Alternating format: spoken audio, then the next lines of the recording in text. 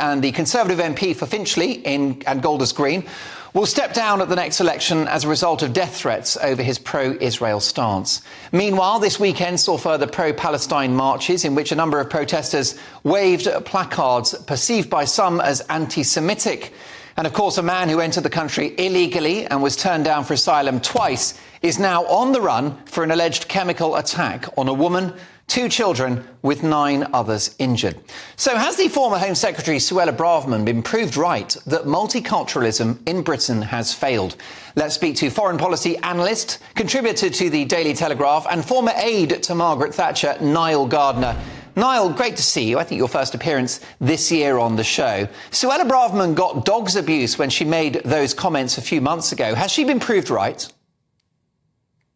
Mark, it's great to be here on the show. Many thanks. I do think that Suella Braverman is absolutely correct in her assessment that multiculturalism has been a huge failure. I think that Suella Braverman's remarks made several months ago are absolutely spot on.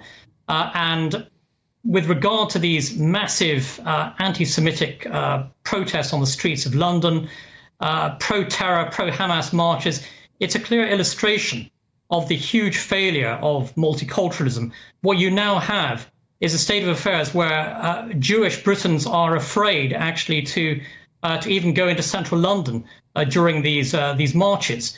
Multiculturalism, I think, is fundamentally un-British. It has resulted in a very divided society. It is fundamentally wrong. It should be rejected. All immigrants to the United Kingdom should integrate fully into British culture. And multiculturalism, I think, has been a far-left idea which has failed spectacularly, not only in the United Kingdom, but all over Europe as well. And so the former Home Secretary, Suella Braverman, is 100% correct. Multiculturalism really should be, I think, thrown into the dustbin of history as an idea. Now, Niall, like you, I've been very concerned about some of the placards that I've seen at these pro-Palestine marches. It's worth pointing out that many would argue they're on those marches because they want a ceasefire. But of course, you're entitled to your view, and many Jewish people have been distressed by these marches. It's important to acknowledge that. But if multiculturalism has failed, Niall, can it be fixed, or is the genie out of the lamp? Well, it can only be fixed if all immigrants are willing to integrate into British society and culture. Those who support terrorism, for example, should be deported from the country. It is absolutely unacceptable that you have large numbers of individuals from, especially from the Middle East, who have not integrated at all into British society. The Islamist threat in the United Kingdom is absolutely massive. And Islamists who openly support terror, frankly, should be put on flights out of the country. They should be deported. There should be no place for this kind of evil hatred on the streets of British cities that we're seeing right now. There should be zero tolerance for this. And the only way that Britain can succeed in the future is if everyone adheres to British culture, to British values, and is also loyal to the Crown. Loyal to everything that Great Britain stands for as a wonderful nation. Those who are not loyal to what Britain stands for shouldn't be in the country. And they should be heading back to wherever they came from, frankly. And as for illegal migrants, and the large numbers of those, they should, of course, all be deported from the United Kingdom, which is a key reason, of course, why the UK needs to get out of the European Convention on Human Rights, which is a supranational court that presides over British courts. Is unacceptable. British sovereignty should reign supreme. The ECHR does not look fit for the 21st century in spite of its noble origins, Niall. Now, Niall, do stay with me. I'd love to bring in my top pundits this evening. We have Annunziata Rees-Mogg, Lord Ranger and Nigel Nelson. Kulveer, do you think that Suella Braverman has been proved right, that multiculturalism has failed? No, I'm not one of those who thinks multiculturalism has failed. I'm a success story, I believe, of multiculturalism. I'm second generation, born in Britain. Obviously, parents came from East Africa and grandparents from India. But we became part of the country. There was a challenge, and I think for many different cultures that arrived of ghettoisation. I think we had in the 50s, 60s, 70s some serious challenges in Britain about ghettoisation and whether multicultures were going to succeed. But the British dream has been shared values, fairness, and actually success for all. And that's been through economic success, cultural success, and buying into what Britain means. And I think they're the comments about where we've had now a higher level of immigration coming in. Have we enough time to share those values, to build those successes, and especially when we start seeing the numbers in both legal and illegal migration becoming challenging? So I think multiculturalism isn't a failure. I'm one of those people who'd say I'm a product of that success, but we need to see how we manage it going forward when the numbers are so high. Annunziata, do you think that Suella Braverman's comments have aged well or badly? Well, I think there is quite a big debate in this country about the meaning of multiculturalism, and certainly it's been criticised before by very high-profile campaigners for meaning separate communities of different cultures.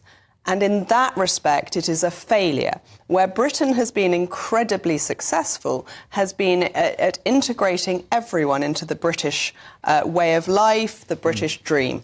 We're not Americans. We don't go around waving flags in the same way, but there is a basic set of principles by which we want to live and we want our neighbours to share. And where that has happened, it has worked extremely well and better than any of our European neighbours by a very long way. But when multiculturalism, when it's a segregation of communities has happened, it has not worked well. And I think that's where this disparity comes in. Nigel Nelson, ethnic tensions in Leicester and the East Midlands, an effective blasphemy law at a school in Batley in which a teacher is still on the run and in hiding, and Jews afraid to enter our capital city when pro-Palestine marches are happening. Multiculturalism, if it's not dead, it's terminal. No, I think you've taken a number of isolated events there. I mean, the teacher you mentioned, that was because of a cartoon of the Prophet Muhammad, not to be recommended. We know what's happened in other countries. But we don't have blasphemy laws in this country, Nigel. No, but the whole thing is that we do have respect in this country, and I think that you have to respect the other religions which are prominent in this country, and that is Islam. So if you take that particular case, it was a huge mistake to show a cartoon of the Prophet in his school. So that is a separate case. I don't think that comes down to a multicultural problem. I agree with what's just been said, that if you walk around, say, London is a huge melting pot, it's multicultural. You don't notice the fact that all these different cultures and people from ethnic backgrounds are all mixed together.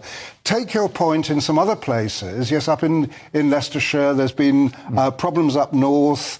But that is not necessarily a multicultural problem. It is more within the communities that Annunziata was talking about, where people separate.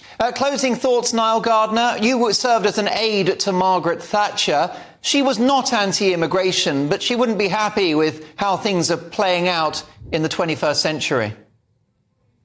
I think Margaret Thatcher would be appalled today by what we're seeing on the streets of London. Large numbers of Islamists who are clearly supporting terrorism. Many of them are chanting anti-Semitic slogans. We also have British monuments, the Cenotaph, for example, being protected by police against these Islamists. I think she would have called for very, very strong action against these Islamist hate mobs on the streets of London and other British cities. She would have had zero tolerance for supporters of terror, and she would have ensured that those who are breaking the law, and large numbers of people are right now supporting Hamas and other Islamist terrorist movements, she would have ensured that those people would be prosecuted and where possible, deported as well. Niall, what a treat to see you and have you back on the show. We'll catch up soon. My thanks there to Many thanks. A lot of things. He's a journalist, an international foreign affairs expert, and, of course, contributor to The Telegraph, Nile Gardiner.